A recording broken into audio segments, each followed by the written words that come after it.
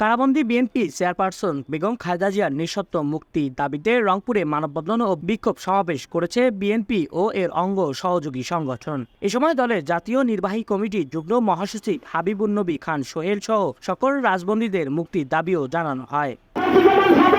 বৃহস্পতিবার দুপুরে grand hotel মোরস্ত দলীয় কার্যালয়ের সামনে মহানগর বিএনপির উদ্যোগে মানববন্ধন ও প্রতিবাদ সমাবেশ অনুষ্ঠিত হয়। বিক্ষোভ সমাবেশে বক্তারা বলেন, সারা দেশে হাজার হাজার নেতাকর্মীকে অন্যায়ভাবে গ্রেপ্তার করে বন্দী করে রেখেছে। মিথ্যা মামলা ও রায় দিয়ে বিএনপির নেতাকর্মীদের দমিয়ে রাখতে পারবে না এই সরকার। একটি বিতর্কিত বানোয়াট নির্বাচন দিয়ে এই সরকার স্থায়ী হতে পারবে না।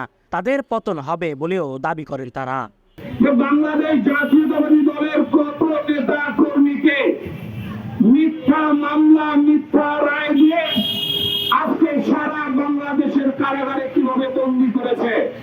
আমরা বলতে চাই যে এই সকল মিথ্যা মামলা দিয়ে এই সকল মিথ্যা রায় দিয়ে আমাদের দলের নেতা কর্মীকে পিছিয়ে দেওয়া যাবে না।